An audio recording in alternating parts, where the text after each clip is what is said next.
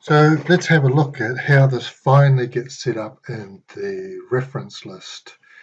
Having made an inline citation associated with a book that is written by one person, I can now type out what my reference list is going to look like. So you see first the author's name followed by the initial, the year. There's the name of the book. And see how it's not an uppercase, it's just done a normal sentence case. We have the city that it was published in, dear old Auckland, and followed by the name of the publisher, who is Bateman. So let's look at the variations on this. Let's pop off to find out what would happen if there was more than one author for a book. And of course, particularly in medical circles, this happens all the time. So what do we get now? Again, we have the author's names. We have their surname followed by a comma, their initial followed by a full stop, and then we would separate the next author using a comma. And when we get to the final author, not only do we use a comma to separate the names, but I've got the and symbol in there as well. So in this case, just the two authors, Considine and Considine, published in 2012, neatly followed by my full stop.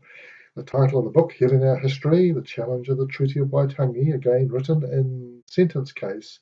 So capitalisation at the start of the sentence, and then any proper nouns, such as Treaty of Waitangi, will use capital letters.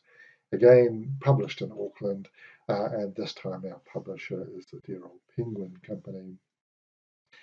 There are two more variations to look at in this respect, and the first of these is when there's more than one edition of a book. So it's not unusual for an author to update their work. Some people do this on a yearly basis. And when we get to write our reference list, we have to be 100% clear about which edition of a book it is that we're referring to.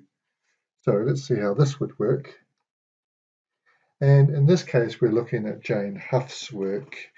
She's well known in the ECG and rhythm analysis world. So we present here again her surname, followed by a comma, first initial, followed by a full stop. We've got our year of publication neatly in parentheses, also followed by its full stop. We have the title of the book, again in sentence case, and we have clearly identified at the end of the title that we are dealing with the 6th edition of this book.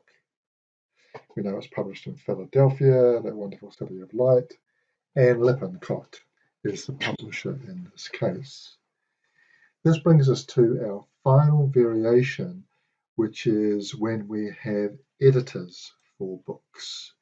So this is a case where someone has taken on responsibility for the overall publishing of a book, but individual chapters are quite often written by different authors.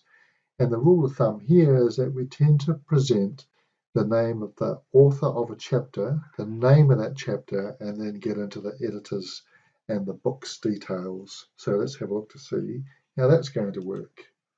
So in this case, we're looking at Helen Belcher's contribution. She's written in 2005 a chapter known as Power, Politics and Healthcare, and this appears in John Jermoff's book. He's the editor, so we very carefully identify that by putting an abbreviation of ED after his name. And the book itself is Second Opinion, an Introduction to Healthcare Sociology. And in this case, again, we have an addition to deal with, the third. And South Melbourne is where this is done, and it's been published by the Oxford University Press. So you can see APA have been utter rebels in this case and have allowed the use of Mr. Jermoff's first initial before his surname because he's the editor and not the actual author. Right. That brings us to the end of our presentation on how to put a book into your reference list, and we'll move on with some of the other presentations to have a look at how to do the same thing for a journal or a website. Ka kite.